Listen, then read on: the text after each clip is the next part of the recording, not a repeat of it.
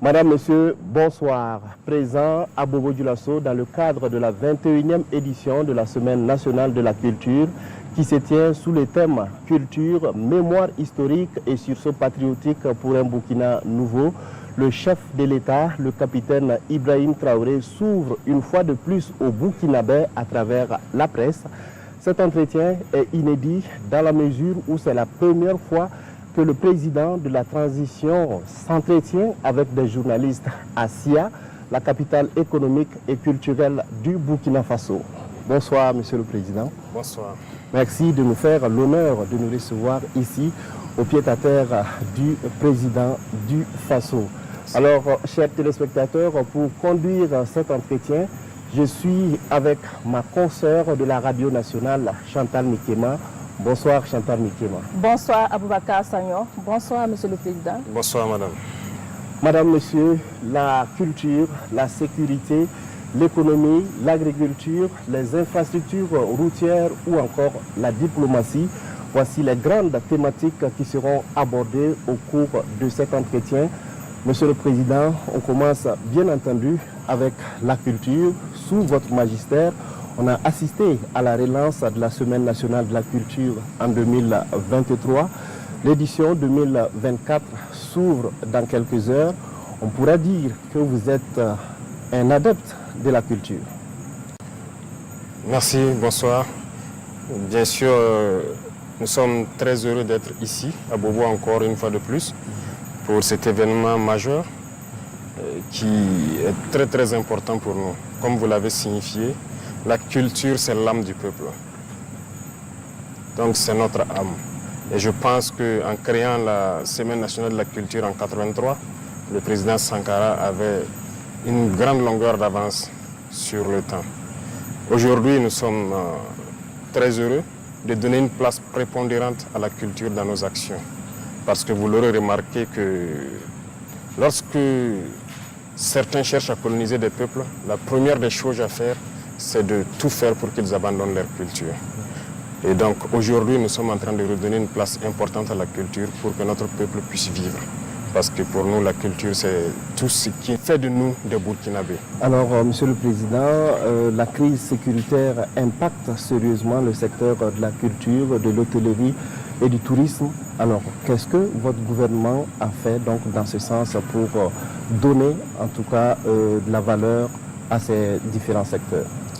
Effectivement, comme vous l'avez signifié, la crise sécuritaire avait d'abord fait que la SNC ne pouvait pas se tenir. L'année passée, nous avons donc pu relever le défi, ce qui a fait que certains lieux d'hôtellerie ont pu accueillir du monde et nous continuons dans ce sens. C'est un secteur qui a été beaucoup fragilisé par cette crise sécuritaire, mais nous avons beaucoup de choses en perspective pour pouvoir redémarrer l'hôtellerie et le tourisme surtout. Je pense que si vous suivez les décisions que l'on prend au Conseil des ministres, alors nous faisons tout. D'abord, il s'agissait de réorganiser carrément le secteur du tourisme et de la culture. Le ministère a assez bien bossé pendant tout ce temps. Nous avons pu adopter tous les textes pour réorganiser. Et là, maintenant, ils sont en train de lancer les activités à travers plusieurs journées qui doivent permettre aux Burkinabés donc, de visiter certains sites, de participer donc, à la vie des différents hôtels qui doivent accueillir ces Burkinabés-là. Monsieur le Président, dans votre vision pour le Burkina, quelle place occupe la culture? Comme je l'ai dit, c'est une place très importante. Vous savez, lorsqu'on prend les valeurs de cohésion sociale, on aime de dire cohésion sociale, c'est à travers la culture que nous pouvons cultiver cette cohésion sociale. Voilà, aujourd'hui, les artistes vont quitter de partout, du plein sud au Sahel, de l'est à l'ouest, ils vont se retrouver, ils vont communier. Et ce sera l'occasion pour la plupart de voir comment les autres vivent, quelles sont leurs valeurs, et ainsi de suite, et partager. Deuxième chose, nous avons beaucoup de valeurs telles que je l'ai cité, la solidarité, le patriotisme même, ça se trouve dans la culture. Alors, le Conseil des ministres du 6 mars dernier a institué le 15 mai de chaque année comme journée des cultures et traditions. Alors, quelle est la pertinence de cette journée qui fait couler beaucoup d'encre et de salive? Il y a beaucoup d'objectifs derrière. Premièrement, c'est comme on a dit, il faut repartir aussi aux sources, parce que, comme diraient certains, nous ne sommes pas tombés du ciel. Il y a beaucoup de confessions religieuses au Burkina Faso. Il y en a qui sont des confessions chrétiennes, que ce soit catholiques ou protestantes. Il y a la confession musulmane. Mais il y en a aussi qui ont la confession d'adorer les ancêtres. Donc il n'y a pas d'athée au Burkina, ça je ne pense pas. Tout le monde croit en Dieu à travers quelque chose. Donc c'est une occasion aussi donnée aux traditionalistes de pouvoir fêter, exprimer, être en contact direct avec les ancêtres et pouvoir donc prier pour le Burkina Faso. Donc il y a beaucoup d'objectifs derrière qu'on ne peut pas finir de citer ici en tout cas. Mais nous pensons que c'est une très bonne chose qui doit permettre aux Burkinabés aussi de connaître leur tradition, de connaître leur culture et de cultiver les bonnes valeurs. Mais pourquoi le 15 mai? Y a-t-il une symbolique concernant cette date? Pas de symbolique particulière. Nous avons culturellement, comme on le dit, dans tous les groupes ethniques, vous allez voir qu'au village, avant l'entrée de la saison généralement, les gens ont des rites pour prier Dieu et les ancêtres de nous aider à avoir donc une bonne saison pluvieuse. Et à la fin de la saison aussi, à la sortie, il y a des rites pour remercier Dieu et les ancêtres de nous avoir donné une bonne saison pluvieuse, de nous avoir permis de cultiver et de bien récolter.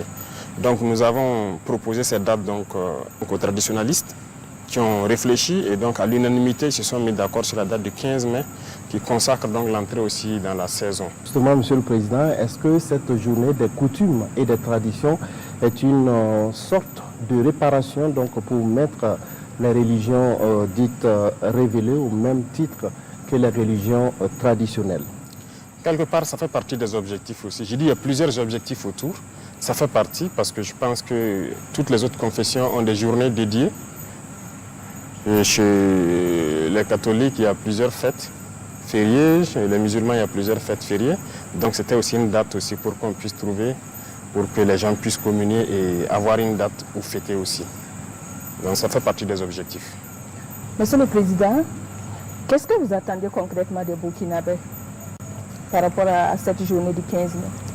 Alors, c'est comme je l'ai dit, il s'agit pour nous de donner un espace, prendre une journée, marquer une halte, que les Burkinabés puissent repartir vers les fondamentaux, prier les ancêtres, prier Dieu à travers les ancêtres, pour que ensemble nous puissions donc avoir cette harmonie que nous cherchons là. C'est ça le plus important, parce que la division, les distensions, à travers ces journées, je pense qu'on peut mieux se rapprocher. Voilà, donc c'est l'objectif recherché pour que les gens puissent vraiment communier.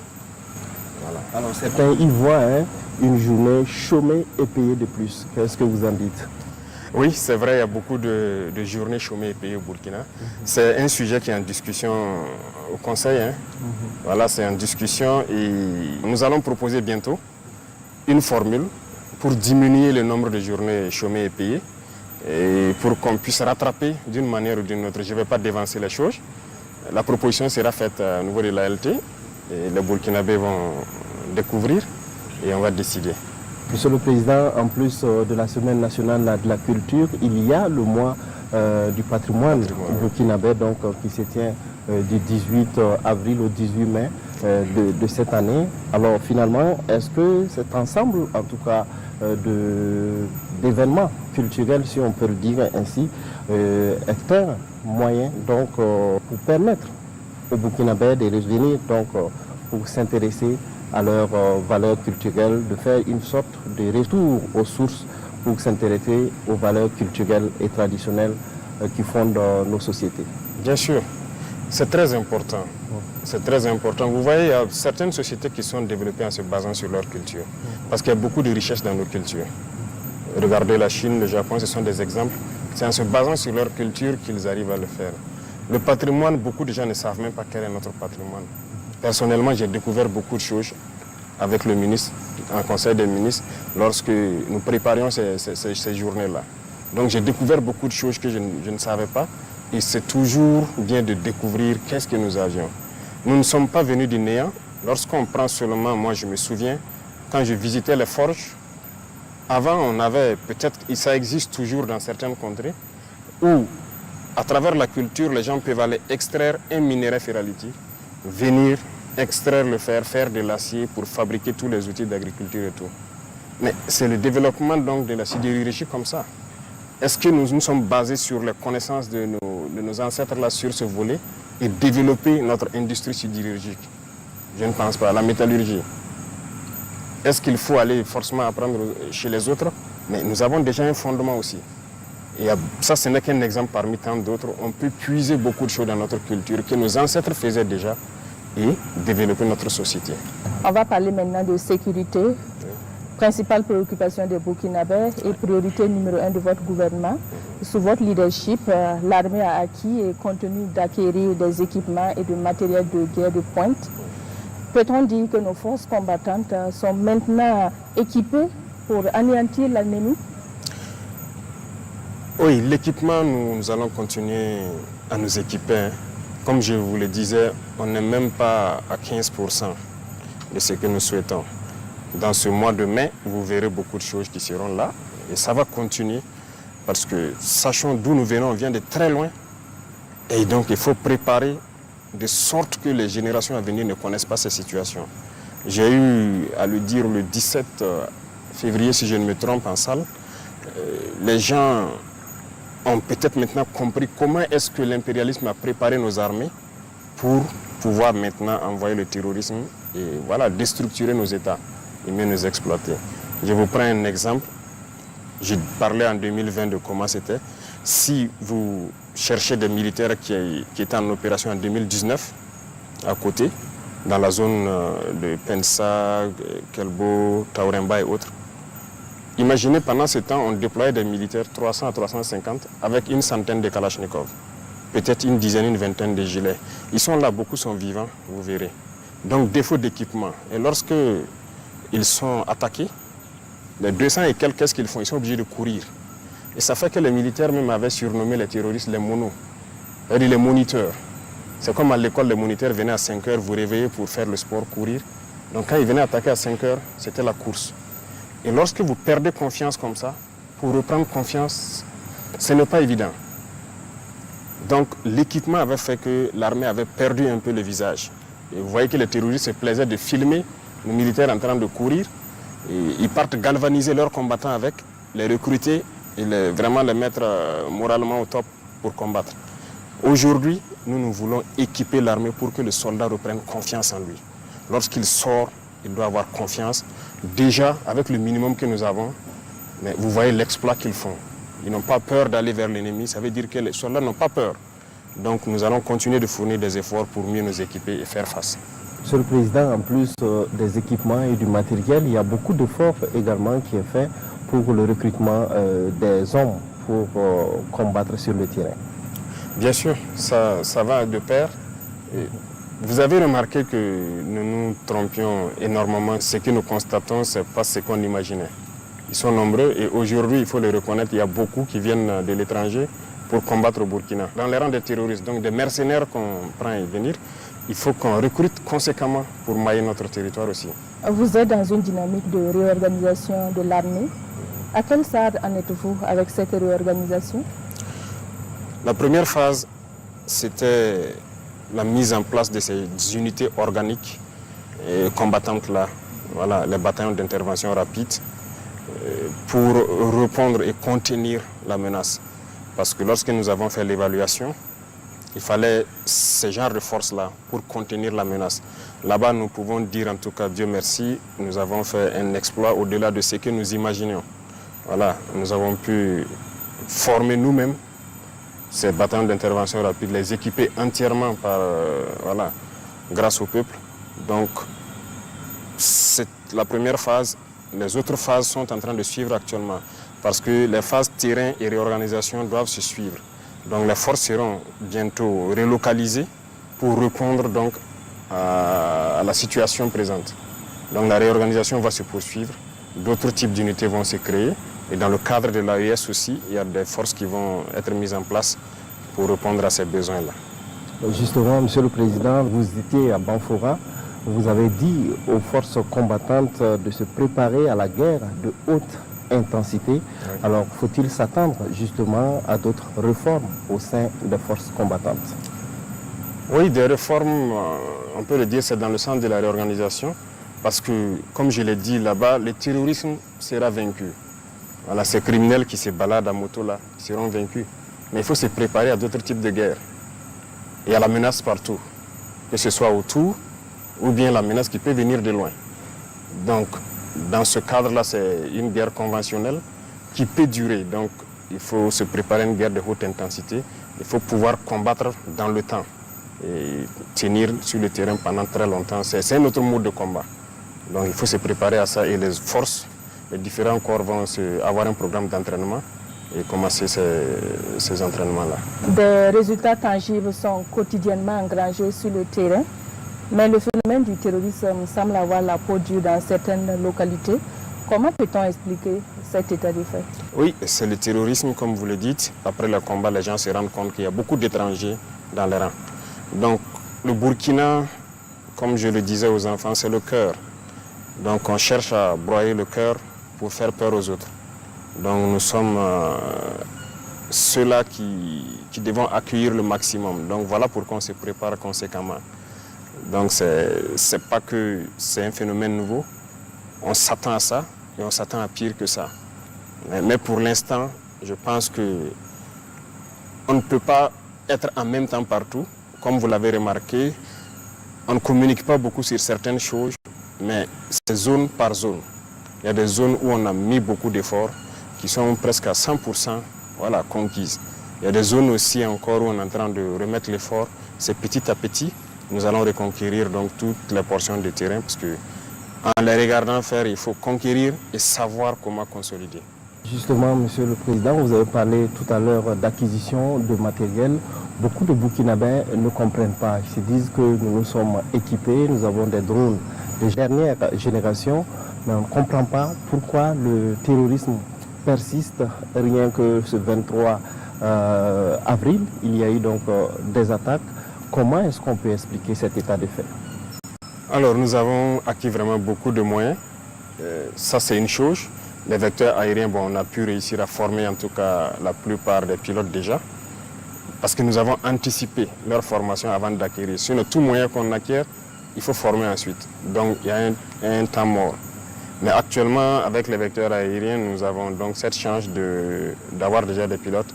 Ils sont en activité. Mais, pourquoi il y a des attaques souvent? Il faut reconnaître qu'il y a certaines positions où les chefs d'éléments ne sont toujours pas au sérieux. Ils ne sont pas concentrés. Voilà. Et je disais la dernière fois, c'est comme l'effet de savoir qu'il y a quelque chose dans les airs.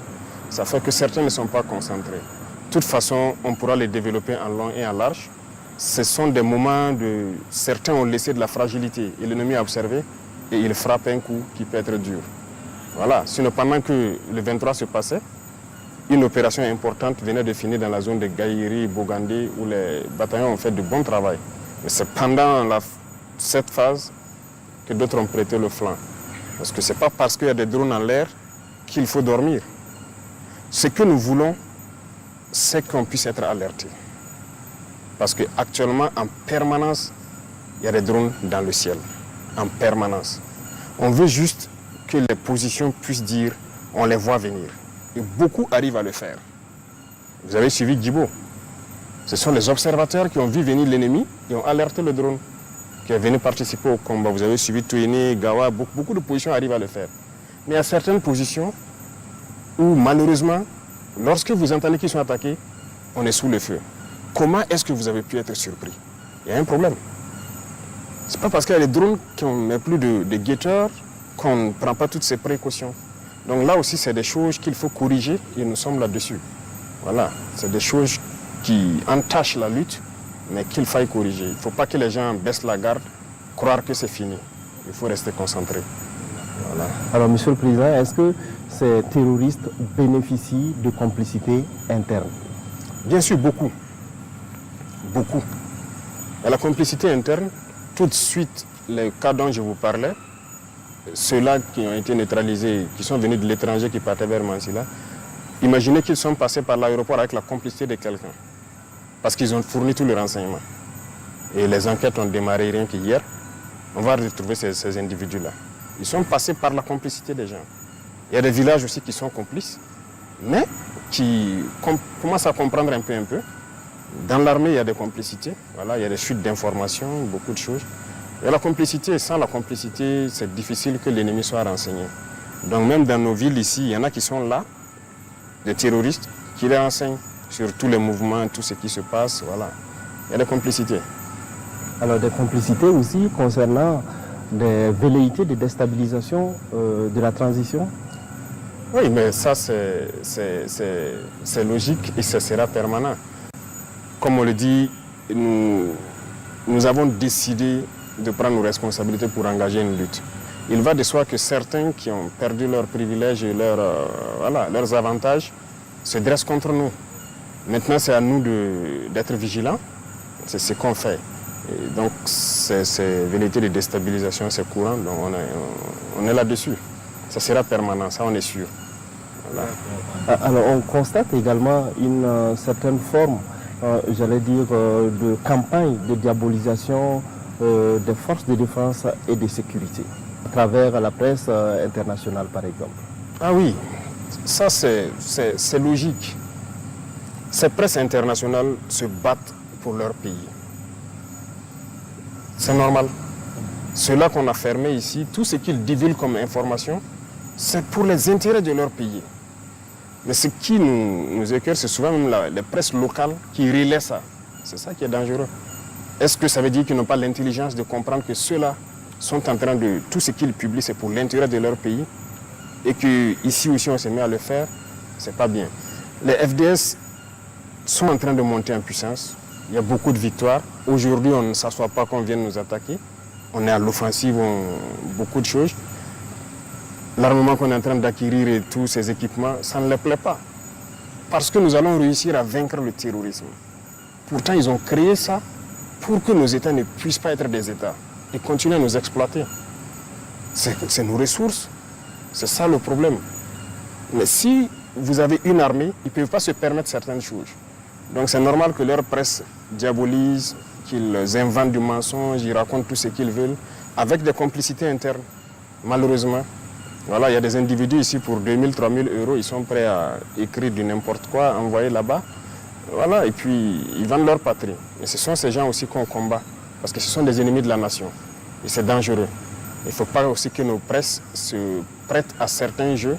Lorsqu'ils publient des choses là-bas, nous ici on prend. Quelle est la valeur ajoutée? Quelle est votre partition dans cette lutte-là? Et ils se battent pour les intérêts de leur pays là-bas. Pourquoi vous aussi vous allez les suivre? Même s'ils vous financent ou je ne sais pas quoi. C'est pas logique. Alors, parlant donc de combat sur le terrain, beaucoup de zones ont été reconquises justement grâce aux forces combattantes. Des PDI ont été réinstallés. Aujourd'hui, est-ce qu'on a des chiffres? Est-ce qu'on a des statistiques sur les zones qui ont été réinstallées? Alors, chaque semaine, le ministère de l'Action humanitaire donc, publie des chiffres. Donc, il nous envoie ça à travers le CONASUR. Il nous envoie ça en rapport aussi. Et on peut aussi constater que certains organismes qui refusaient de voir la chose, que ça évoluait, ont commencé à reconnaître effectivement qu'il y a du travail qui est fait. Beaucoup de villages ont rejoint et nous sommes en train de vouloir donc les accompagner pour qu'ils s'installent et pouvoir travailler efficacement. Les écoles aussi ont ouvert dans la plupart des cas. Beaucoup de routes qui n'étaient pas empruntables le sont aujourd'hui. Donc quand même il y a une avancée significative, mais c'est des choses sur lesquelles, personnellement, nous ne souhaitons pas communiquer d'abord parce que tout le pays n'est pas en sécurité. Et lorsque vous dites qu'ici c'est stabilisé, d'autres là-bas vont dire mais pourquoi vous ne venez pas chez nous faire le même travail? Pourtant, c'est par étapes en fonction de la complexité des terrains qu'on va s'engager. Des zones ont été reconquises, certes, mais comment comptez-vous consolider ces zones-là? Comment consolider? Je dirais que ça c'est un peu secret. Je ne pourrais pas vous dire exactement ce qui est en train d'être fait, mais il y a beaucoup de choses qui sont en train d'être faites sur le terrain. Et dans la même lancée aussi, nous avons exhorté les populations à participer activement à la défense. Parce que vous voyez, je disais que des gens partent en Chine souvent regarder la muraille de Chine, mais ça a été construit dans la guerre. Pourquoi ici, on ne peut pas faire des obstacles pour empêcher l'ennemi de pénétrer dans nos villes, dans nos villages?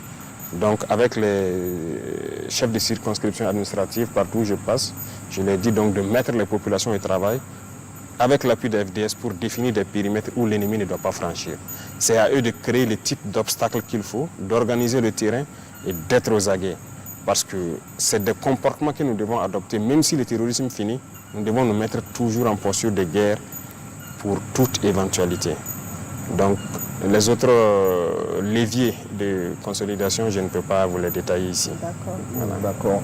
Alors, monsieur le président, des officiers et sous-officiers de l'armée ont été radiés donc pour fautes lourdes. Peut-on en savoir davantage sur ces fautes? Oui, c'est vrai que depuis un temps, il y a eu des cas. Lorsque vous êtes en guerre, un officier, on le confie des hommes. La vie des hommes est entre vos mains. Vous devez les commander et prendre toutes les mesures pour qu'ils puissent combattre et vaincre.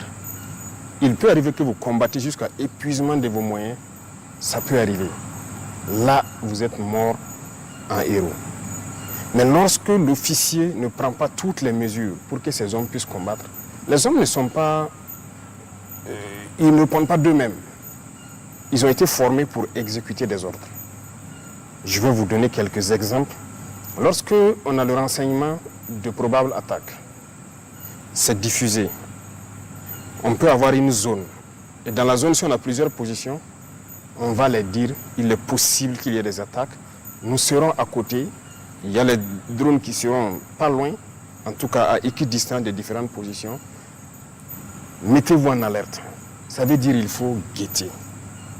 Et ça, c'est des cours que les officiers apprennent à l'école. Le poste d'observation, le poste de guet, tout le monde l'apprend. C'est toi, tu dois placer tes hommes à une bonne distance de ta base pour t'alerter quand on voit l'ennemi venir. Parce que l'ennemi pousse souvent ses motos, il ne va pas rouler. C'est rare qu'il roule venir. Donc, tu dois avoir un dispositif qui te permet de te renseigner. Et c'est à partir de ce moment que vous alertez à l'arrière. Aujourd'hui, toutes les positions ont minimum 2 moyens de communication, sinon 3. Et on a fait en sorte que toutes les positions soient en liaison directe avec le pilote de drone. Donc ils n'ont pas besoin de passer même par leur chef pour appeler le drone et dire « je vois ça, venez traiter ». Donc tout est réuni. Et autour, on a fait quand même une organisation du terrain pour permettre aux gens de combattre. On veut juste l'alerte. Ok, les guetteurs ont signalé ça. Et les avions vont intervenir. Et lorsque le renseignement est diffusé, et qu'on prend souvent le soin d'envoyer des missions, aller voir des dispositifs, vous dire d'aménager ça, de faire ci, d'organiser le terrain, vous ne faites rien. Un officier, vous ne dites pas aux hommes, il y a ce cours-là que tout le monde fait, l'OTC, organisation du terrain, camouflage. On vous alerte qu'il y a une attaque probable dans la zone, vous ne faites rien. Et subitement, on apprend, on est sous le feu. Comment vous pouvez comprendre? Et regardez, depuis un bout de temps, c'est la journée. Djibo a été attaqué en pleine journée. Heureusement, ils ont vu venir. On a pu intervenir à temps. Regardez Solé. C'est la journée. On n'a pas été alerté. Pendant que le drone était à côté. Tankwalou, en pleine journée. Pas d'alerte. C'est le drone qui a vu lui-même. Taouri, en pleine journée. L'autre jour, le 23 dernier, Sanga, pleine journée. Il y a des choses qui font mal. Donc, quand les pilotes apprennent qu'ils sont à côté, 15-20 km, et on ne les alerte pas. Peut-être qu'ils sont en train de chercher ailleurs, parce qu'ils ont beaucoup de positions en même temps, et vous vous faites surprendre en pleine journée. Comment est-ce qu'on peut expliquer ça? C'est une faute grave. Vous avez sacrifié vos hommes. Un officier, il ne dort pas. Il se repose. Mais vous n'avez pas le droit de dormir. Et tout ce que vous commandez aux hommes de faire, ils vont le faire. Si l'homme n'exécute pas, vous les punissez. Jusqu'à la radiation aussi. Donc il y a des responsabilités et c'est lourd. Et les gens doivent se réveiller. On a eu des cas où des gens signalent l'arrivée d'ennemis. Les drones arrivent et ils les demandent donc c'est quel côté. On observe, on ne voit pas. Il dit non, on avait signalé là-bas. On dit qui a signalé? Est-ce que tu as quelqu'un? Vous voyez les antennes, les pylônes là? Presque dans toutes les communes, il y a des pylônes. On dit aux gens même de monter là-bas et guetter au loin, ça vous permet de voir en profondeur. Ils ne le font pas. Les pilotes le demandent, est-ce que tu as mis quelqu'un dans l'antenne pour observer au loin, pour nous guider? Il dit oui. Et le pilote lui répond, vous mentez, je suis à votre verticale, il n'y a personne sur l'antenne. Il se rend compte maintenant que c'est la réalité. Mais vous mentez à qui? Ça, ce n'est pas un comportement d'officier. On a connu ces cas, beaucoup de cas comme ça. Donc, on ne peut pas être soucieux de la vie de vos hommes plus que vous-même l'officier sur le terrain. Donc, voilà pourquoi, avant l'année passée, en J, on avait dit ceux qui veulent quitter l'armée n'ont qu'à quitter. Il y a une note du ministère de la Défense. Si vous ne quittez pas, vous allez assumer si vous fautez. Et pour moi, c'est une trahison. Lorsqu'un officier ne fait pas travailler ses hommes, ne prend pas toutes les mesures. Si vous prenez toutes les mesures et que vous combattez et qu'il y a des pertes, on peut comprendre. Mais lorsque les mesures ne sont pas prises, mais on va vous radier. Ça sera sans appel, parce que vous n'allez pas sacrifier les enfants des gens inutilement. Monsieur le Président, ces radiations n'auront-elles pas un impact sur la cohésion du groupe? Et la mort. La mort de pauvres soldats là. C'est ça. Le soldat est fait pour exécuter. Et c'est à vous, l'officier, de le dire, va te poster ici, tu observes et tu me rends compte.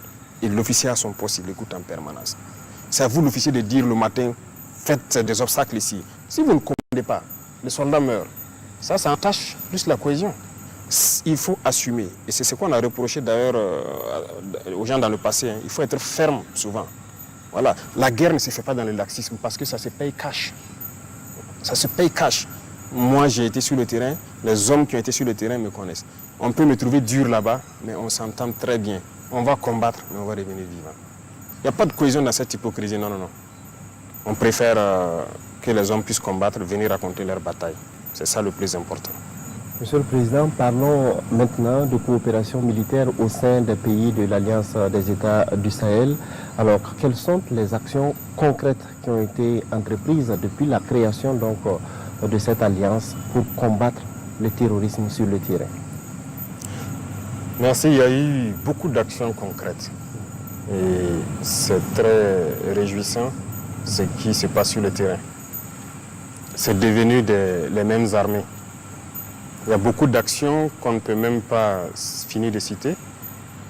Les armées sœurs du Niger se retrouvent à exécuter des missions de l'armée malienne ou de l'armée burkinabé. L'armée burkinabé exécute des missions de l'armée malienne et de l'armée nigérienne. L'armée malienne aussi exécute des missions qu'on leur confie. Ça, ce n'était pas donné. Voilà. Deuxième chose, la coopération sur le terrain. Les forces sont mélangées et combattent ensemble très souvent.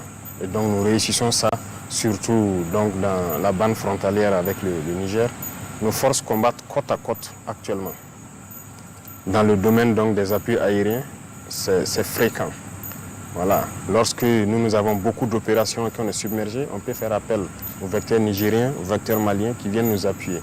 Lorsqu'ils ont besoin de nous, on part les appuyer. Et en termes de frontières, il n'y a pas de frontières actuellement. Donc les vecteurs burkinabés rentrent où ils veulent. S'ils sont en fin d'autonomie ou quelque chose, ils peuvent passer la main aux vecteurs maliens ou nigériens. Pareillement, ils rentrent aussi sur notre sol, ils font la recherche. Voilà. Et vraiment, ça se passe très bien. Il y a beaucoup de choses qui se passent actuellement entre nos trois armées. Et l'objectif, c'est de créer dans un futur proche, voilà, une brigade expéditionnaire pour le compte de l'AES qui pourra faire donc des manœuvres en toute autonomie partout dans l'espace AES. On l'a annoncé, mais maintenant le travail se fait en bas pour faire germer la force. Voilà, à chaque étape, on ne va pas forcément sortir, dire que nous sommes à tel effectif, mais chacun a reçu ses instructions et est en train de travailler à mettre en place ce qu'il doit mettre en place. Donc, vous le saurez au moment venu. Justement, est-ce que les pays auront les moyens financiers et matériels également nécessaires pour pouvoir mettre en place une telle force? C'est ce qu'on nous a toujours dit. On n'a pas les moyens, il faut aller chercher les moyens ailleurs. Regardez aujourd'hui ce que nous avons au Burkina. Quelqu'un nous a prêté 1 franc, quelqu'un nous a donné quelque chose, mais nous avons combien de bataillons équipés? En 2022, à côté, on avait combien de bataillons équipés? On avait un bataillon opérationnel, parce qu'il y avait au moins 4 ou 5 compagnies opérationnelles qui étaient équipées, qui peuvent sortir de façon autonome. C'est une réalité. En plus de ça, c'était les forces spéciales, l'hygiène peut-être. C'est eux qui avaient les moyens d'être projetés en même temps. Le reste, ils n'ont pas les moyens. On s'assoit et voilà, lorsqu'il y a opération, il faut rassembler à les donner. Parce que c'est dur d'équiper, c'est compliqué. Ce n'est pas vrai. Si on gère bien, il y a la possibilité d'équiper. C'est ça aussi que nous avons reproché, c'est tout ça qui nous a révoltés. Mais on nous avait nous aussi mis des choses en tête, que c'est difficile d'acquérir l'armement, c'est cher, c'est si. On a pris notre courage à 2 mains, on s'est mis face à la réalité. On nous a mis des bâtons dans les roues pour ne pas nous permettre de nous équiper. Vous êtes au courant, je l'ai dit plusieurs fois. Mais aujourd'hui, nous avons plus d'une vingtaine de bataillons équipés qu'on peut projeter d'une minute à l'autre. Ça veut dire lorsqu'on dit aux 20 bataillons de démarrer pour telle direction, ils n'ont pas besoin que quelqu'un vienne leur donner quelque chose, ils démarrent. Donc cette force, on peut l'équiper. Regardez les armées maliennes, regardez les armées nigériennes. La dernière fois, vous voyez l'équipement du Niger qui passait par là pour rentrer au Niger. Donc nous pouvons nous équiper. On n'a pas besoin d'un appui. Monsieur le Président, aujourd'hui, quel bilan faites-vous? Bilan d'étape de la guerre contre le terrorisme? Le bilan, c'est long à faire. Donc je viens de vous expliquer d'où est-ce que nous venions. Je ne dirais pas de zéro, mais en tout cas, il n'y avait pas quelque chose de substantiel pour faire la guerre. Aujourd'hui, nous pouvons contenir la menace. Ça, c'est une chose. L'armée a retrouvé plus ou moins sa capacité de combattre. Aucun soldat ne va aller aujourd'hui sur le front sans armes, ne va aller sans moyens de protection, ses gilets, casques et trucs, les munitions et autres, tous ces VDP.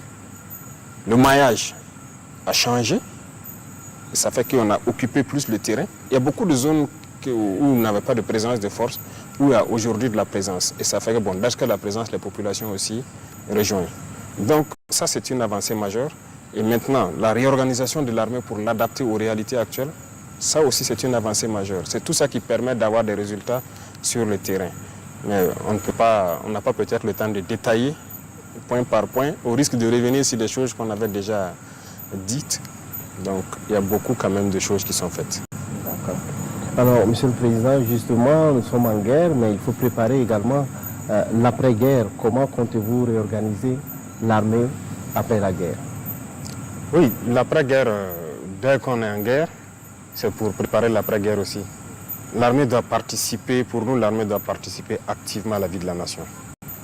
Rien qu'aujourd'hui, en Conseil, nous avons parlé d'un certain nombre de sujets où l'armée doit intervenir dans plusieurs domaines. Alors, il faut que l'armée puisse occuper un rang de sorte que la crise que nous avons connue ne puisse pas revenir à l'avenir. Et on ne peut pas avoir ces prédispositions-là sans donner une place à l'armée. Donc, en termes de maillage, de présence dans certaines structures stratégiques, l'armée sera importante. C'est-à-dire notamment là où il y a beaucoup de personnel d'une certaine qualité pour rien que le renseignement. Dans la vie active du pays, notamment l'agriculture, nous avons commencé à préparer le terrain aussi.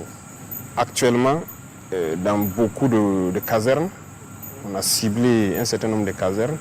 Ils ont fait des forages à gros débit. On veut initier les militaires à la production. Et ça a déjà commencé avec l'initiative présidentielle. Donc il y a plusieurs casernes. Et à l'élevage aussi, à beaucoup de choses, c'est-à-dire l'agriculture. L'armée va participer à la production.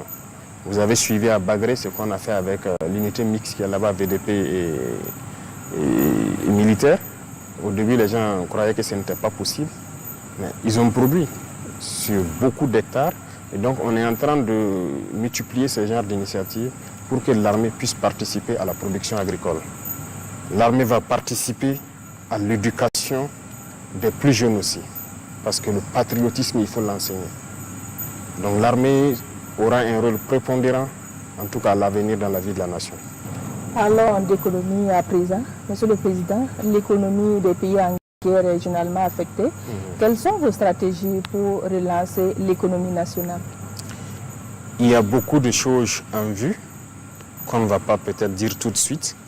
Mais déjà, il s'agissait de maîtriser les dépenses publiques. Ça, on est en cours. C'est ce qui nous permet de faire des acquisitions. Deuxièmement, c'est vrai qu'on a coincé un peu au niveau de la dette intérieure pour pouvoir équiper l'armée. Donc, on a atteint une phase où on a ordonné, je pense qu'à partir de la semaine prochaine, tout ce qui est petite dette, on a mis un certain montant, ils vont tout payer la semaine prochaine. Et au fur et à mesure, mais en allant vers les grandes dettes, pour que l'économie interne puisse tourner aussi. Parce que si la dette intérieure n'est pas payée, ça ne pourra pas tourner. Mais il fallait faire ce break-là, s'équiper, s'organiser et commencer ça. Dieu merci, le peuple a été résilient. Et je pense qu'il est temps de permettre de souffler un peu pour que l'économie puisse tourner. Il faut qu'on s'industrialise, ça c'est impératif, parce que l'économie, ce n'est pas forcément compliqué. Lorsque vous êtes trop dépendant de l'extérieur, même si vous produisez des richesses, vous êtes obligé d'aller payer. Donc c'est une fuite de devises. Vous produisez des matières brutes, vous envoyez à l'extérieur et ils transforment. C'est-à-dire vous envoyez l'emploi à l'extérieur. Et ici, vous ne créez pas d'emploi. Comment on va s'en sortir? Donc voilà pourquoi aussi nous avons lancé un processus d'industrialisation pour pouvoir employer les jeunes, mais aussi pour éviter que nos devises ressortent. Et d'autres secteurs importants, ce sont nos richesses naturelles. On a pu évaluer plus ou moins. Ce n'est pas que l'or. Ici, nous avons beaucoup de choses très intéressantes. Quand vous prenez rien que la construction, le ciment, ici au Burkina, nous avons le calcaire. Mais en plus du calcaire, nous avons découvert donc que nous avons un type d'argile très bien qui peut remplacer le clinker. Donc, nous sommes en train de réfléchir à toutes ces technologies, comment mettre des usines sur place qui vont permettre de transformer tout ça sur place.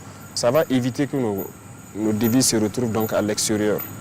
Donc, il y a d'autres volets que nous ne pouvons pas développer ici dans ce secteur-là, mais en tout cas, on a de bonnes perspectives. Monsieur le Président, vous venez de le dire, donc il y a de l'espoir pour les entreprises et les particuliers qui avaient des factures impayées. Oui, oui, beaucoup d'espoir. J'ai demandé à voir la liste de toutes les entreprises qui avaient des dettes. J'ai même vu des entreprises qui ont des factures de moins de 5 millions qui traînaient au trésor et tout, qui ne sont pas payées. Donc nous avons ordonné, nous avons fait un planning. Toutes ces entreprises, jusqu'à une certaine facture, ça sera payé donc normalement la semaine prochaine. Et après, il y aura une deuxième session pour éponger petit à petit. Mais il fallait faire un planning pour vraiment pouvoir assurer et assurer aussi un minimum côté sécurité et défense. Voilà. Justement, est-ce que vous avez un mot à l'endroit des Burkinabés qui continuent de contribuer à l'effort de guerre? Nous ne rendons grâce qu'à Dieu qui nous a permis d'expliquer au peuple qui a compris. C'est tout ce que nous pouvons dire, nous rendons grâce à Dieu pour ça. Et le peuple a compris notre mission, notre vision, l'objectif. On les remercie. C'est cette contribution qui permet au Burkina de bander les muscles et de faire ce qu'il doit faire pour survivre. Sans la contribution du peuple, sans cette acceptation de cette stratégie qu'on a développée pour amener le peuple à contribuer, ce n'était pas possible. Ça allait être difficile, très difficile. Parce que l'allure à laquelle nous sommes partis, c'est grâce au peuple. Sinon, comment est-ce qu'on allait pouvoir équiper, comme je dis, autant d'hommes dans un laps de temps? On allait peut-être prendre 2-3 ans pour les équiper à ce niveau-là. Mais le peuple a compris, on a mis beaucoup de mesures. Ils ont compris, donc on ne peut que dire merci à Dieu et merci au peuple qui a compris vraiment la mission.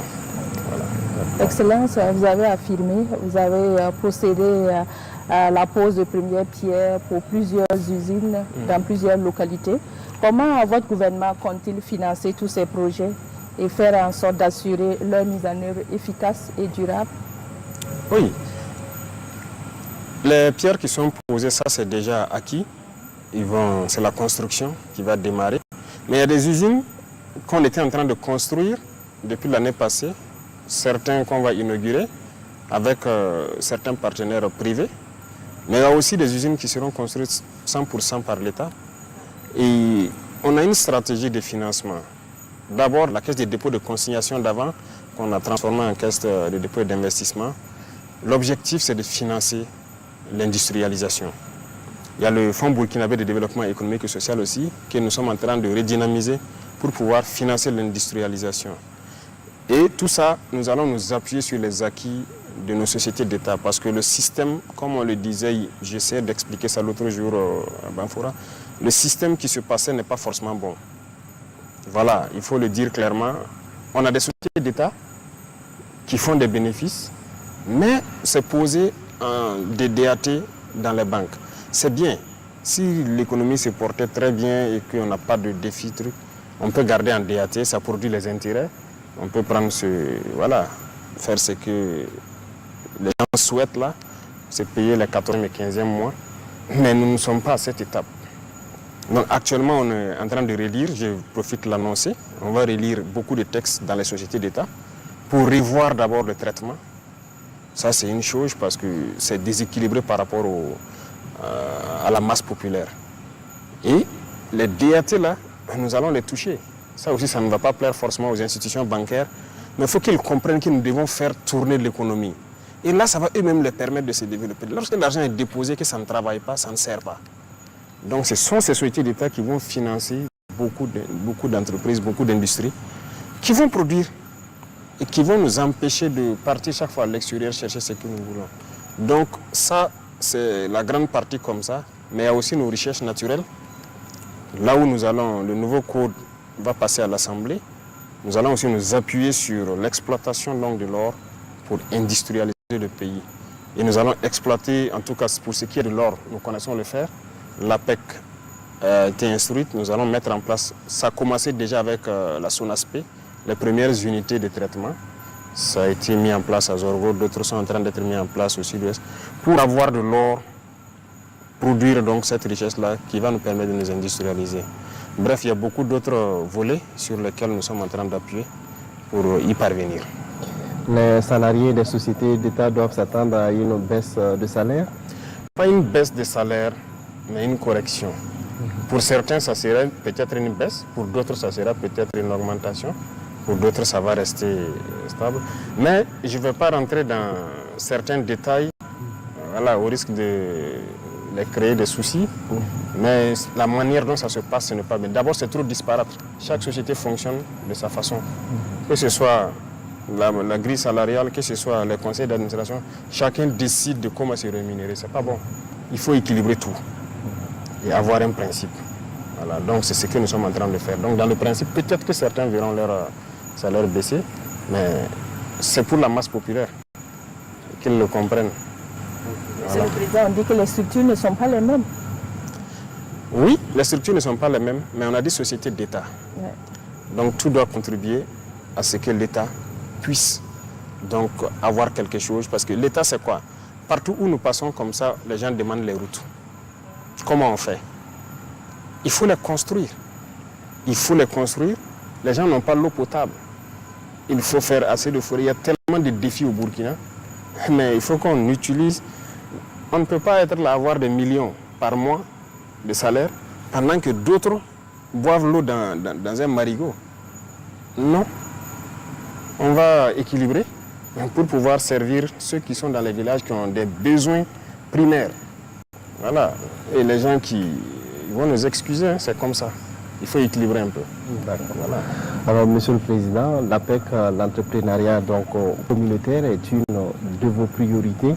Alors, aujourd'hui, est-ce que vous fondez beaucoup d'espoir, en tout cas, sur ce type de développement endogène? C'est impératif. C'est ce que nous devons faire. Et nous allons même innover encore, parce que je disais, des régions ont des spécialités en termes de production.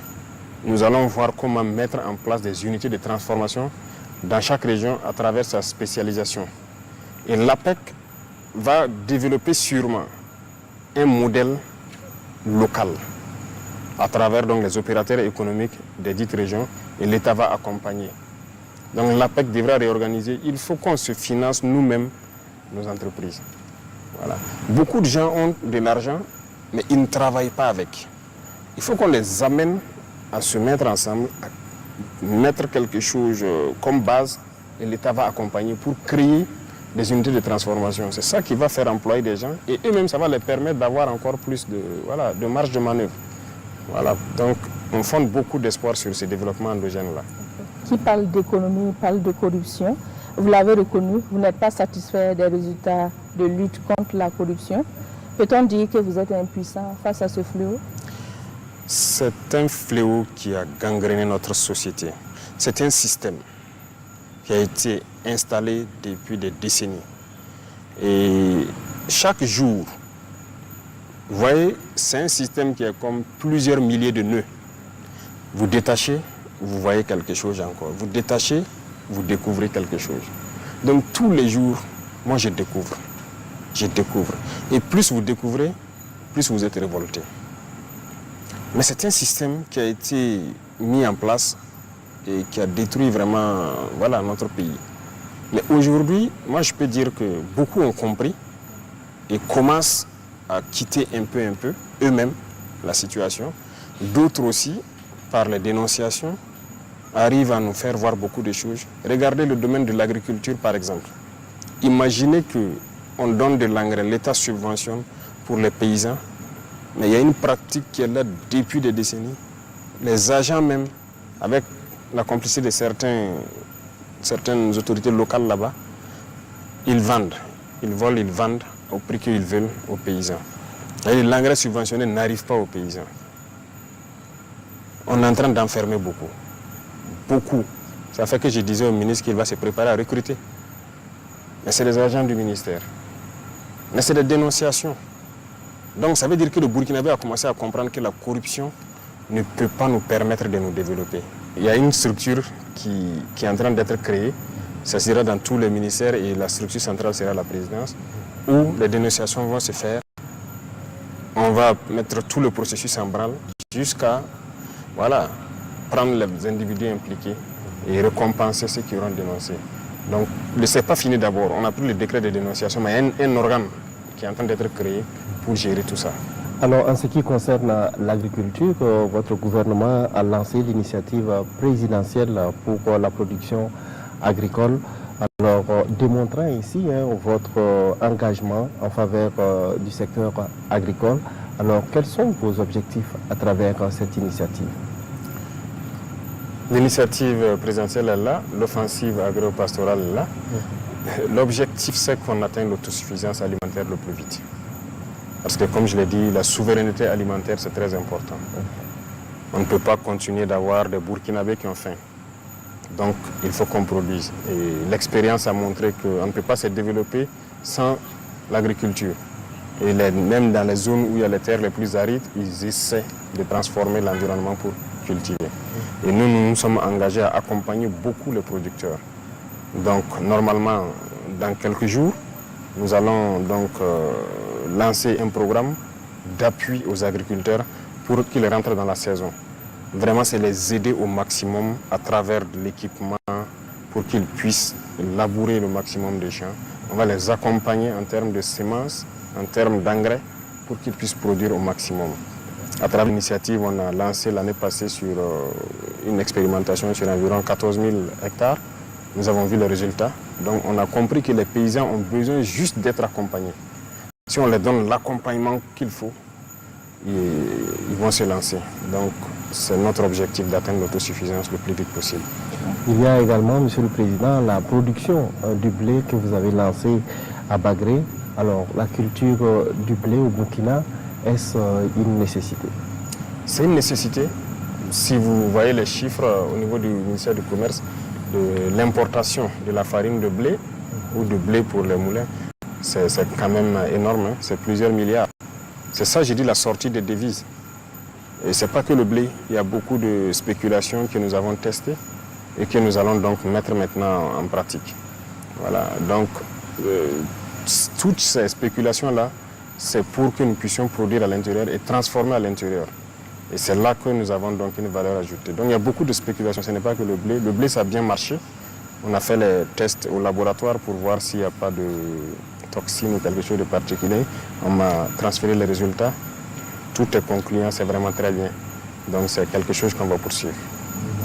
Monsieur le Président, vous venez de souligner que les producteurs seront accompagnés pour la campagne humide à venir. Est-ce que les coûts des intrants, notamment l'engrais, va-t-il connaître une réduction cette campagne? Nous espérons, c'est l'objectif, et instruction a été donnée pour que ce soit ainsi. C'est ce qui a amené à dissoudre donc la CAIMA et créer la nouvelle structure, parce que ça n'allait pas. Voilà, c'était une association, et il n'arrivait pas à fonctionner correctement. Ça fait que les intrants étaient là à des coûts tellement élevés que les paysans ne peuvent pas. Donc actuellement, nous avons créé la nouvelle société pour pouvoir traiter directement avec les pays producteurs d'engrais. Et là, ça va nous permettre de pouvoir payer l'engrais moins cher. On s'y est un peu pris tard parce que les cycles de production dans ces pays-là sont un peu dépassés. Donc cette année, on essaie de faire des efforts, mais je pense que dès la sortie de la saison, nous allons commander le maximum pour que la contre-saison, les gens puissent produire. Parce que nous ne comptons pas produire juste pour la saison pluvieuse. Voilà. Nous allons aborder à présent le volet infrastructure. Quelles sont les priorités de votre gouvernement en matière de développement des infrastructures routières? C'est aussi une priorité, parce qu'il y a tellement de priorités au Burkina. C'est ce que je dis, on vient de très loin. Il y a beaucoup de routes. Ça, c'est partout où nous passons, c'est la question des routes. Plusieurs provinces ne sont pas reliées entre elles par du bitume. Et pourtant, lorsque les gens produisent, comment évacuer la marchandise s'il n'y a pas de route? C'est compliqué. Donc actuellement, nous sommes en train de la lutte contre le terrorisme aussi. La route participe beaucoup. Lorsque la route est bitumée, l'insécurité diminue un peu. Rien que le risque d'IED et tout, ça diminue beaucoup. Donc ça veut dire que nous devons aller vers la construction de très bonnes routes dans les zones à fort défi sécuritaire. Donc c'est un défi majeur qui est devant nous. Et nous allons lancer très bientôt un peu partout certains travaux de construction d'infrastructures routières. Nous sommes à Bobo, il y a des projets de construction et de réhabilitation de routes qui sont prévus ici. Oui, c'est un plan global et c'est le lancement ici. Voilà, sinon à Ouagadougou ça a commencé, dans certaines provinces aussi ça a commencé. Il y a certaines zones à fort défi où ça doit aussi se lancer. Normalement on avait commencé, mais il y a des entreprises qui sont retrouvées être défaillantes. Ils ne sont pas en mesure de faire, donc on était obligé de résilier certains contrats et recontracter actuellement avec de nouvelles entreprises qui vont se déployer. Donc c'est un peu sur le plan national, hein. Il y a beaucoup de routes qui doivent être faites. Notamment ici à Bobo, il y a la route de Ourodara que nous allons poursuivre jusqu'à la frontière. Il y a la route de Banfoura qui est un projet, beaucoup d'autres routes. Voilà, au niveau de Pau, de Ouargaï, il y a beaucoup de routes qui doivent démarrer. Et nous espérons que les entreprises soient assez fortes pour pouvoir nous accompagner. Monsieur le Président, qu'est-ce qui a motivé la mise en œuvre de l'initiative présidentielle pour le développement communautaire exécutée par le Bureau des grands projets du Burkina? Oui, c'est une initiative qui n'a pas véritablement commencé. Ça a commencé par de petites actions d'abord, notamment certaines infrastructures routières à l'intérieur des communes, certaines communes.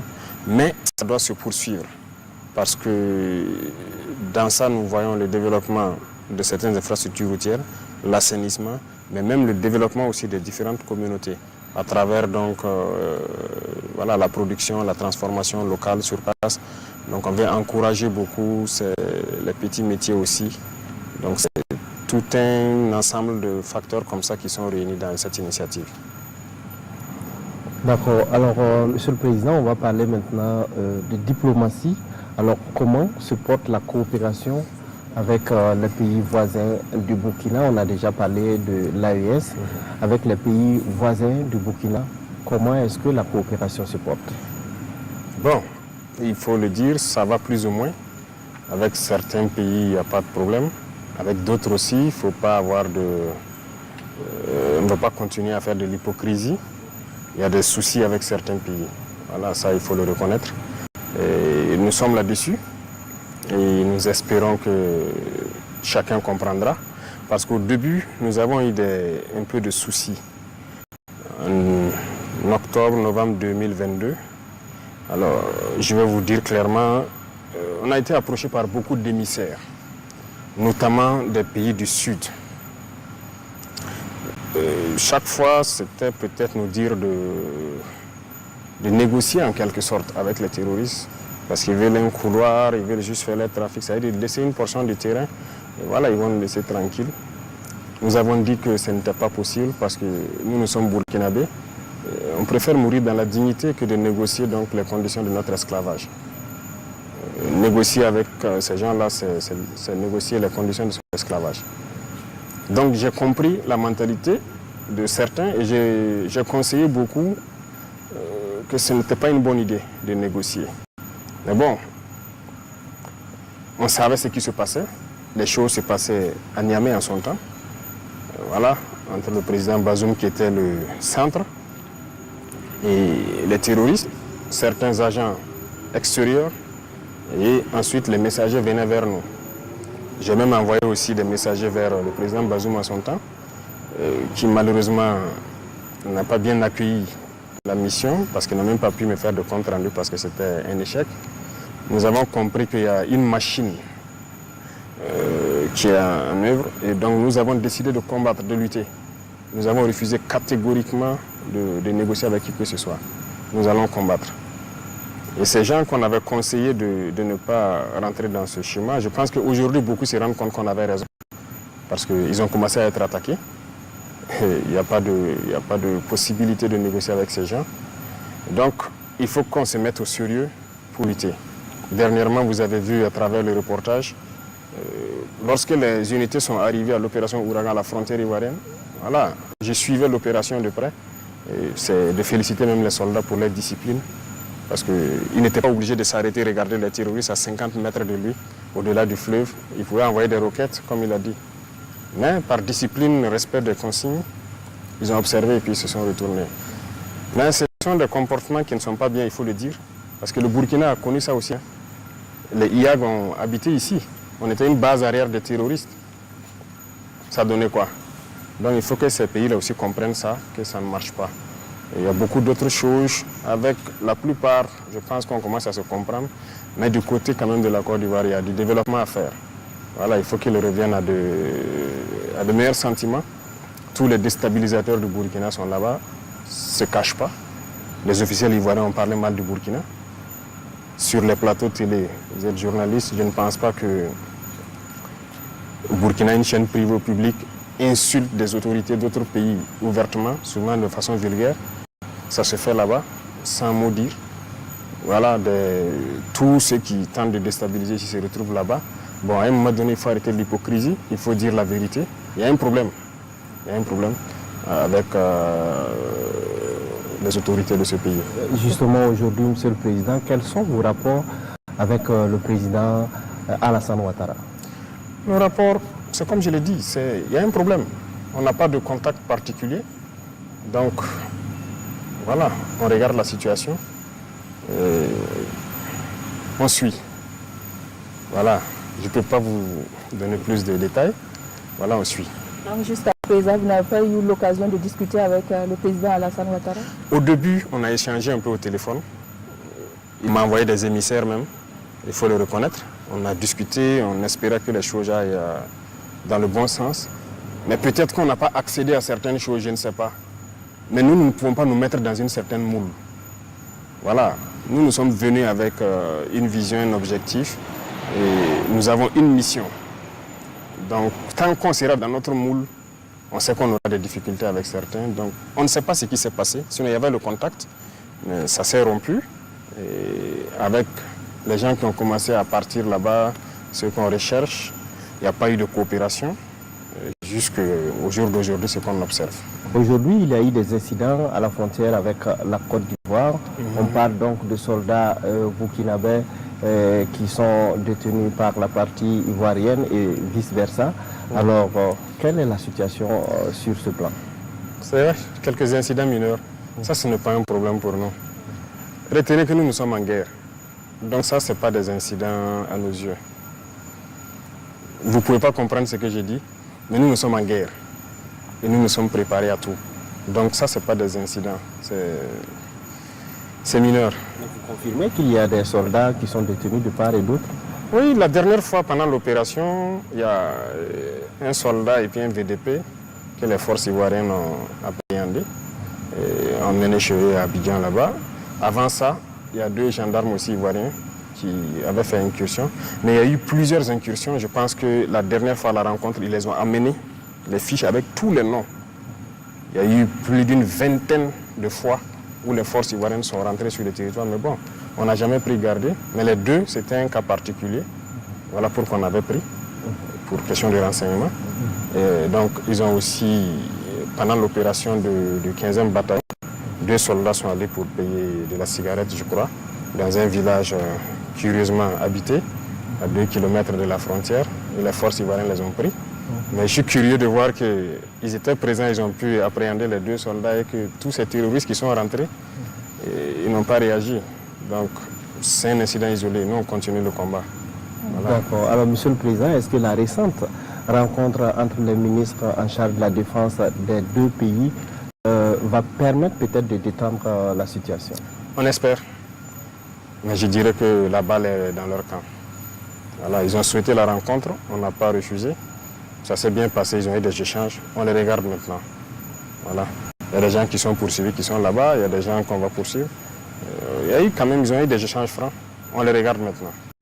Monsieur le Président, autre incident diplomatique, si je peux l'affirmer ainsi, 3 personnalités françaises déclarées persona non grata sur le territoire burkinabé pour activités subversives.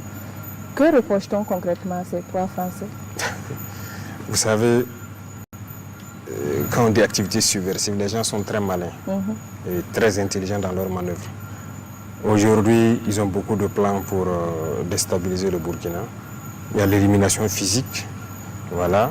Il y a peut-être la manipulation d'une frange armée. Il y a aussi, à travers les médias, vous, voilà. Et la diplomatie des pays, ça participe. Alors, c'est de dire même à travers ça aux gens de faire très attention. Certaines organisations qui sont ici, qui se font financer par certains pays. Pourquoi? À cause de vos beaux yeux qui vous donnent l'argent. Et ensuite, on vous demande donc des rapports sous tel format, vous le faites. Ils sont en train de pénétrer le monde de la culture, on les suit, voilà. Certains artistes, voilà, ainsi de suite. On suit tout. Ils sont en train de pénétrer le monde des médias, on suit pour que vous relayez ce qu'ils veulent, comme je le disais tantôt. Voilà, donc il y a beaucoup d'activités subversives qui se passent. Donc on n'est pas dupe et il faut que les gens arrêtent. Parce que vouloir manipuler le peuple pour les retourner, il faut qu'ils arrêtent ça. Ça sera difficile et nous n'aurons pas la langue dans la poche. Au moment venu, on va aussi expliquer au peuple ce qu'il y a passé. Actuellement, c'est l'art de manipuler. Tout leur espoir, c'est de pouvoir manipuler la population, faire baisser la ferveur pour que le peuple ne soutienne pas la transition et qu'ils puissent atteindre leur fin. Et nous allons combattre ça. Alors, quelle appréciation vous faites des récents propos tenus par le général français Lecointre? Oui, nous avons suivi et ils préparent la mentalité de leur peuple au cas où ils doivent intervenir, venir physiquement ici pour qu'on combatte. Donc ils ont commencé à préparer, c'est pas maintenant. L'année passée, le président Macron a tenu certains propos. Moi, je m'attendais à ce que les journalistes débattent sur ça, éclairer la lanterne des Burkinabés, éduquer les Burkinabés, parce que le journalisme, ce n'est pas juste critiquer le pouvoir ou voilà, donner des informations sur qu'est-ce qui ne va pas. Vous avez la chance d'être journaliste en temps de guerre. Il faut participer à éduquer le peuple, à éveiller le peuple, parce que nous avons un ennemi. C'est ceux qui veulent nous réduire à l'esclavage. C'est votre rôle de le faire. Voilà, ce général a fait sa sortie. Je ne sais pas jusqu'à aujourd'hui, est-ce que les gens ont eu des débats assez pointus pour expliquer à la population quel est l'objectif de l'impérialisme. Ils ne sont pas d'accord qu'on se décolonise. Ils veulent nous recoloniser. Le terrorisme est là. Ils savent qu'on va vaincre le terrorisme. Et donc, ils se disent maintenant, si jamais on arrive à vaincre le terrorisme, il faut qu'ils se préparent pour venir physiquement nous recoloniser. Parce qu'ils ne sont pas d'accord qu'on soit décolonisé. Parce que c'est leurs intérêts. C'est à travers nous qu'ils vivent. Donc c'est ça aussi. Il faut que les journalistes participent à ça. Maintenant, le débat ne se passe pas sur ça. Qu'on le veuille ou pas, on est en guerre. On doit chanter les louanges de nos soldats. On doit chanter les louanges de nos héros. On doit les accompagner. Et on doit expliquer au peuple ce que c'est que l'impérialisme. Comment ils veulent nous coloniser. Comment ils veulent nous maintenir dans la misère. Pour que eux, ils vivent. Pour que le peuple se réveille. Nous, on n'est pas là pour endormir le peuple. Et piller, faire ce qu'on a fait. On veut que le peuple se réveille. Qu'ils comprennent qui sont leurs ennemis. Et ça, c'est le travail du journalisme aussi. Dans ces temps de guerre. C'est l'histoire du Burkina qui s'écrit maintenant. Donc, je vous en prie, il faut faire un travail parce qu'eux, ils préparent l'opinion de leur peuple au cas où ils doivent intervenir, que le peuple les accompagne. Ah, c'est normal, il faut les coloniser. C'est du mensonge ce qu'ils racontent. C'est du mensonge. Mais l'objectif est connu. Nous aussi, il n'y a pas de problème. On se prépare en conséquence. Monsieur le Président, nous tirons vers la fin de cet entretien. Quel bilan faites-vous de la transition en cours? Le bilan, ça va se faire donc au fur et à mesure. J'espère que prenez le temps d'inviter chacun des ministères là. Voilà, pourquoi pas. Il faut les convoquer sur vos plateaux télé, que chacun dise au peuple qu'est-ce qu'il a innové dans son ministère, qu'est-ce qu'il a apporté de plus. Mais nous pouvons vous rassurer qu'il y a eu beaucoup de choses qui ont été faites. Beaucoup de choses dans la guerre et on a pu réaliser beaucoup d'autres choses autour. Vous pouvez le constater, comme on l'a dit. On fait la guerre, mais on n'a pas oublié l'agriculture. On a fait des progrès. Vous pourrez faire des tournées dans les villages pour voir quel est l'impact de notre action sur l'agriculture l'année passée, la saison passée. Vous pourrez aller dans le domaine donc, de l'eau. Il y a tellement, beaucoup de fourrages ont été creusés, beaucoup de populations qui n'ont jamais connu l'eau potable. Il reste encore beaucoup à faire. Dans le domaine de la santé, il y a eu beaucoup d'évolutions aussi. Voilà, ce n'est pas seulement la baisse des prix de certaines prestations maintenant. Dans les villages, on est en train de réorganiser carrément le système. Et la gratuité, là, nous voulons que ce soit effectif et on est là-dessus. On est en train de développer des industries qui puissent appuyer vraiment la santé. Et beaucoup de choses dans ce domaine aussi. L'industrialisation, ça, bon, on ne va pas en parler. On a pu faire un peu, mais notre objectif est très grand. Il faut que partout, les industries poussent. Voilà, dans le domaine des PME, on a pu alléger beaucoup de taxes, ainsi de suite. Ça a permis aux gens de pouvoir créer beaucoup de petites entreprises qu'on est en train d'essayer donc d'accompagner. Donc les différents fonds dont on vous parle, qu'on est en train de restructurer et fournir pour que les jeunes puissent pouvoir être financés à partir de là-bas parce qu'ils ont dit que dans les banques c'est un peu compliqué avec la question de garantie.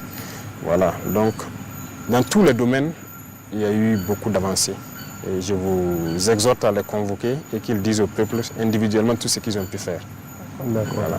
Alors, peut-être avant de nous dire au revoir, quels sont les défis, selon vous, qui restent à relever dans un bref délai, en tout cas pour assurer la stabilité et le progrès au Burkina? Beaucoup de défis. Il y a des défis sur tous les plans. Je vous ai dit, le Burkina vient de très loin. Et donc, ce qu'on a fait, ça va sembler très infime par rapport à ce qui doit venir. Nous avons de très grandes ambitions parce que nous avons un rêve pour le Burkina dans tous les domaines. Et je vous ai dit, quand on prend le domaine de l'éducation, regardez les écoles, vous trouvez toujours des bâtiments de l'ère coloniale ici, dans les écoles. Moi, je rêve d'écoles modernes et gratuites. Voilà, les enfants jusqu'à un âge, ça doit être gratuit. Regardez nos étudiants, comment ça s'ouvre. Actuellement, je le disais que nous sommes en train de chercher à réduire les dépenses au niveau des affaires étrangères. Donc dès juin, une bonne partie seront rappelées à l'intérieur du pays. Et cet argent doit servir à construire des amphithéâtres, les restaurations et beaucoup de choses. Parce que c'est l'avenir, l'éducation. Voilà. Et dans un futur proche, nous espérons aussi, en tout cas, agir sur ces leviers-là. Le volet santé, nous devons construire beaucoup d'hôpitaux modernes, équipés. À Pau, dernièrement, on me dit qu'il n'y a pas d'échographie. Pour simple échographie, il faut qu'ils viennent jusqu'à Ouagadougou. Vous voyez qu'il y a beaucoup de défis. Voilà. Et tout ça, donc, ça doit nous permettre de relancer le pays, voilà, pour atteindre nos rêves. Monsieur le Président, pour clore cet entretien, quel est votre message à l'endroit des travailleurs à quelques jours du 1er mai, journée internationale du travail? Oui. En tout cas, c'est félicitations aux travailleurs. Voilà. Ils ont su accompagner. Voilà. Et nous avons pris une partie des salaires. Et les travailleurs ont compris. Donc, on ne peut que leur dire merci. Félicitations à eux de continuer de consentir en tout cas le sacrifice pour que le Burkina soit. Voilà. Parce que c'est une guerre d'existence. Voilà. Si on ne la fait pas, nous allons disparaître. Donc, félicitations à eux. On sait qu'il y a beaucoup de choses en instance. Et on est au courant que chacun prenne patience. On prend le cas du MENA-PLN tout de suite, où il y a un décret que nous devons prendre pour régulariser un certain nombre d'indemnités, de reclassements, ainsi de suite. Le ministre a envoyé ça sur la table, mais nous avons dit de patienter parce que, comme je vous ai dit, c'est des étapes. Actuellement, nous avons stabilisé certaines dépenses militaires, on va payer la dette intérieure et après, on pourra revenir à certaines choses. Donc, on ne peut pas leur donner un délai, mais j'ai dit on n'adopte pas d'abord parce que nous avons certaines choses à régler. Donc, qu'ils continuent de prendre patience. On les souhaite bonne fête. et de continuer à soutenir la patrie, parce que leur patriotisme, ça va au-delà de tout ce que nous pouvons croire. Voilà, donc merci à eux. Merci, Monsieur le Président, d'avoir répondu à nos questions. Madame, Monsieur, nous sommes au terme de cette émission, de cet entretien que j'ai eu le plaisir de conduire avec Chantal Nikiema de la Radio Nationale. Merci de nous avoir suivis.